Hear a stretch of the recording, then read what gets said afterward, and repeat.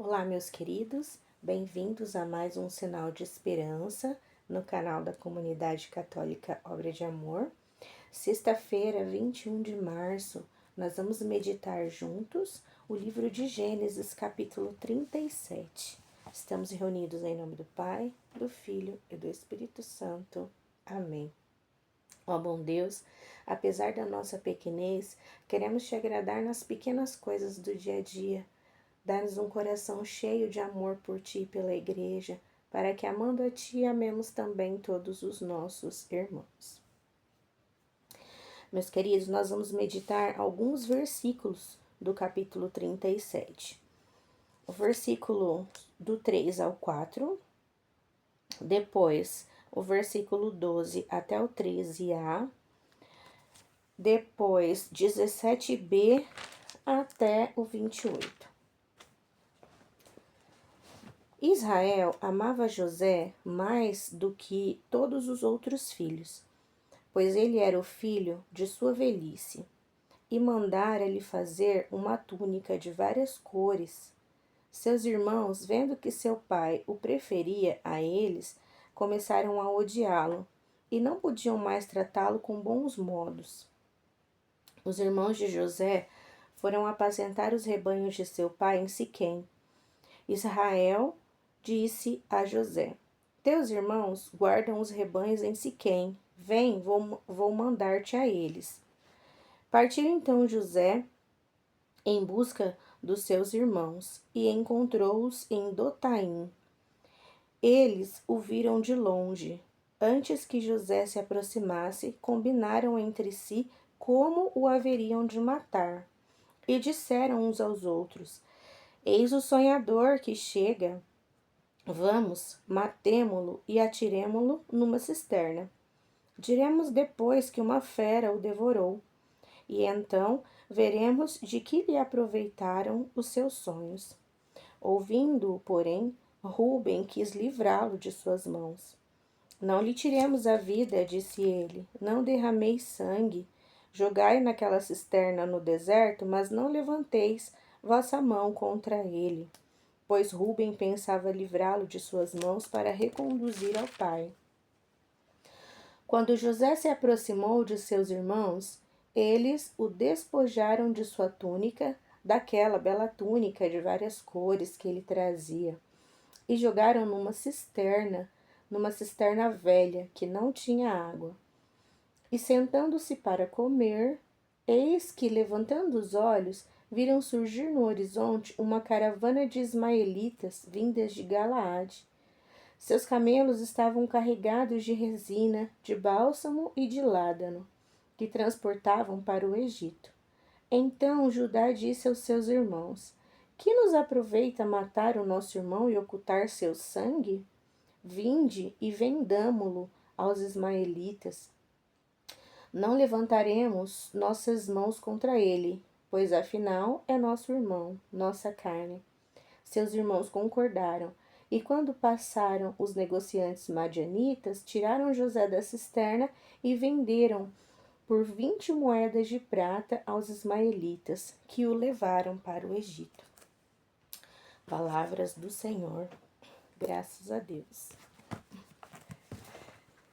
Meus queridos, hoje a liturgia trouxe para nós um pouquinho da história de José, né? Para que a gente possa refletir na história de José, a nossa história, as coisas que nós estamos passando, né? Aqui a palavra diz que Israel amava José mais do que a todos os outros filhos, porque ele era o filho que Israel concebeu na velhice, né? Mas também era o filho dele com a Raquel, quem conhece a história, né?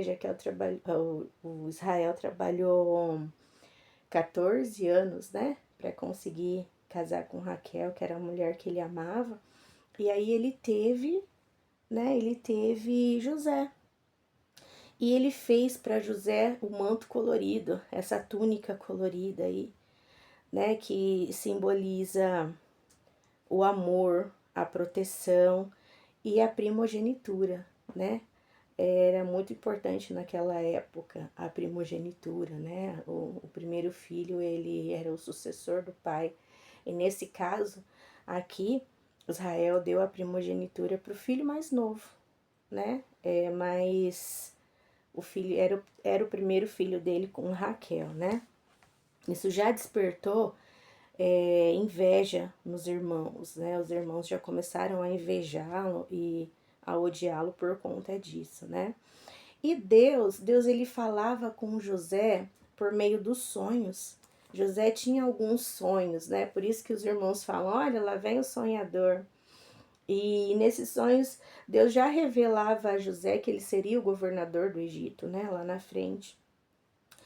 E quando José contava esses sonhos para os irmãos ficavam muito nervosos, né? Porque eles, nos sonhos de José, os irmãos se curvavam a ele, né? Ele não entendia porque era jovem e os irmãos também não entendiam, achavam que José estava querendo ser superior a eles, né? Então, por conta disso, eles foram odiando José até pensar na morte. Mas aí decidiram não matar José, mas venderam José. Jogaram José num poço, né?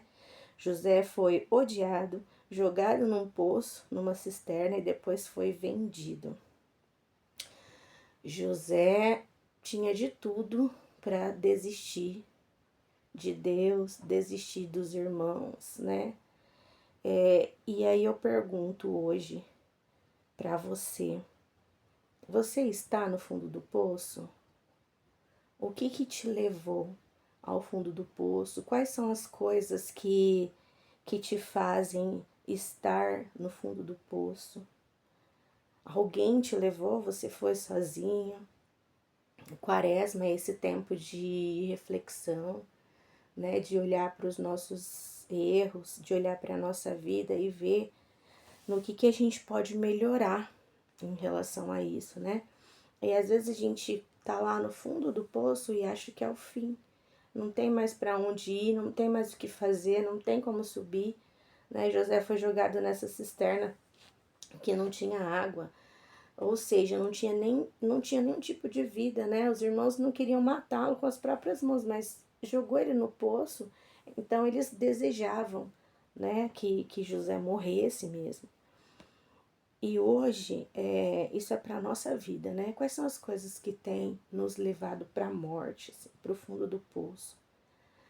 Será que você tem achado que não tem mais jeito para você, não tem mais salvação para a sua vida? Foi te tirado tudo, né? De José, tirou o manto colorido, que simbolizava a proteção, o amor. Você também tem se sentido assim? Desprotegido? Sem amor?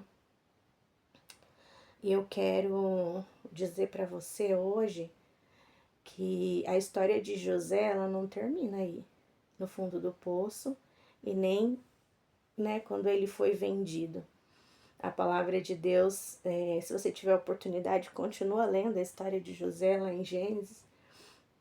A palavra de Deus conta que de toda essa tribulação, essa tormenta, esse mal que aconteceu na vida de José, Deus levou ele para o Egito vendido, mas fez dele o governador do Egito, né? José foi motivo de salvação depois lá na frente para a família dele. Os irmãos realmente tiveram que se curvar, porque ele era o governador do Egito. Mas José soube perdoar os seus irmãos, a sua família, e foi motivo de salvação, né, para sua família. Então, meus queridos, eu quero dizer para você hoje que às vezes tem se visto aí como José, né? Literalmente no fundo do poço. Eu quero dizer para você que às vezes algumas coisas acontecem na nossa vida para nos fazer crescer, porque a nossa história não termina aí, a sua história não termina aí. Deus é esse Deus que ama, que protege, que cuida, e ele vai te tirar do poço, ele vai te erguer para fazer da sua vida um testemunho, para fazer da sua vida, para você viver tempos melhores, né? Para você se levantar, para você se restaurar, para você ser ainda mais forte. Mas para isso, você precisa crer, Você precisa continuar com os seus olhos voltados para Jesus. Você precisa continuar com os olhos voltados para Deus e não perder a fé. Isso que você está passando não é o fim. Você vai se erguer, você vai se levantar, porque existe um Deus que te ama com amor de predileção. Você é o filho amado, o filho predileto do Pai. E eu tenho certeza que Deus virá em seu auxílio e não vai demorar. Então, que essa palavra seja hoje para nós, nessa quaresma, uma palavra de esperança, que nos faça olhar para a nossa vida, para as nossas circunstâncias e a nossa situação com esperança de que Deus logo virá, de que Deus logo nos tirará desse poço e nos revestirá de novo com um manto colorido, porque Ele nos ama com amor de predileção. Amém, meus amados? Tenha um bom dia, que Deus abençoe você, a sua casa, a sua família. Fiquem com Deus.